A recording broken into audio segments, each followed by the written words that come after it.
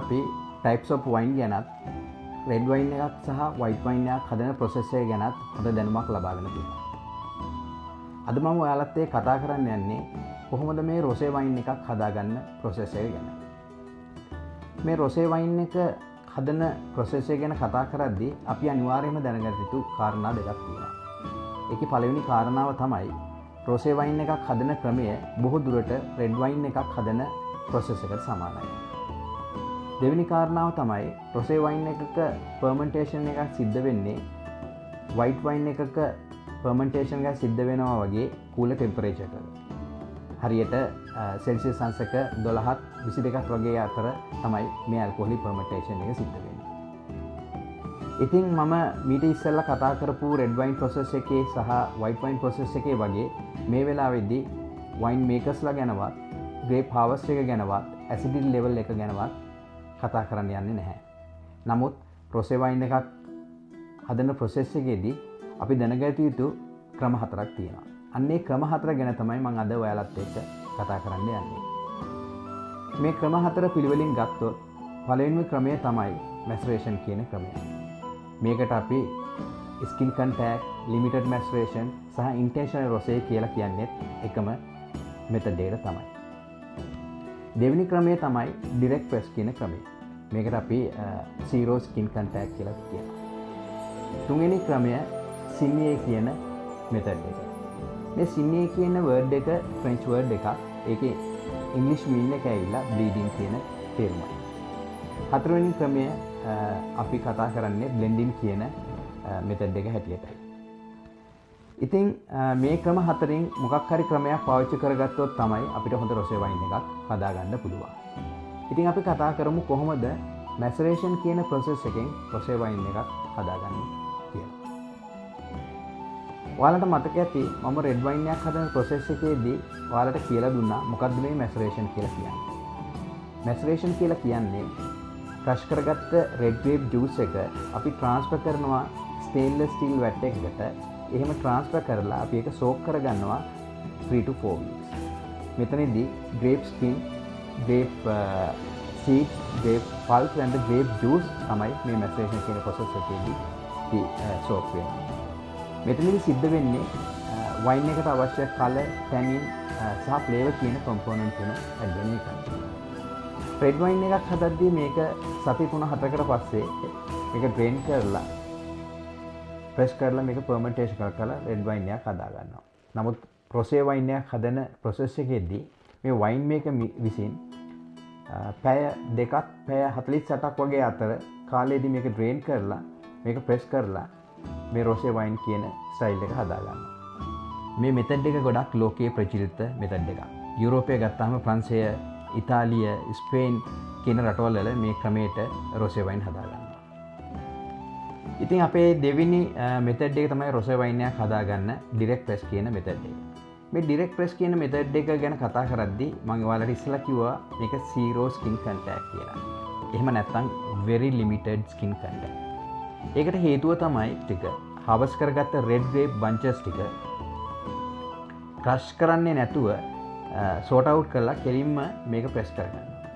එහෙම press කරගද්දී මේ skin එක maceration කියන process එක එක්ක සම්බන්ධ වෙන්නේ නැති නිසා මේකේ color එක pale color. උදාහරණයක් හැටියට ගත්තාම ප්‍රංශයේ Côte de Provence එහෙම නැත්නම් Languedoc-Roussillon කියන province වලින් එන rosé wine ඒ හින්දා තමයි ගොඩාක් pale color. තුන්වෙනි ක්‍රමය තමයි signé කියන ක්‍රමය. මම ඔයාලට කිව්වා මොකද්ද මේ signé කියන්නේ කියලා. signé කියලා කියන්නේ bleeding කියන meaning එක තමයි in English. මේ signé කියන method එක හරි interesting method එකක්. ඒකට හේතුව තමයි signé කියන method එකෙන් හැදෙන rosé wine එකක් produce වෙන්නේ by product එකක් හැටියට.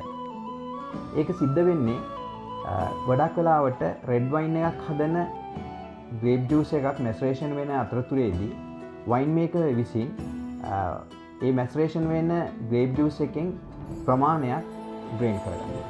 ඒ drain කරගන්න ප්‍රමාණය press කරලා ඉවරලා fermentation කරලා rosé wine එකක් හදනවා.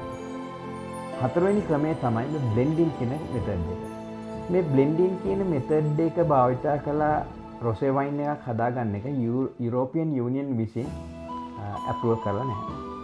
නමුත් ප්‍රංශය වගේ ගත්තහම ෂැම්පේන් කියන රීජන් වල හදන ස්පාර්ක්ලින් රොසේ වයින් එකකට මේ මෙතඩ් එක යුරෝපියන් යුනියන් විසින් ඇප්‍රූවල් කරලා තියෙනවා. නමුත් මොකද්ද මේ බ්ලෙන්ඩින් කියන මෙතඩ් එක? මේ බ්ලෙන්ඩින් කියන මෙතඩ් එකේ ඇවිල්ලා very simple මෙතඩ් එකක්.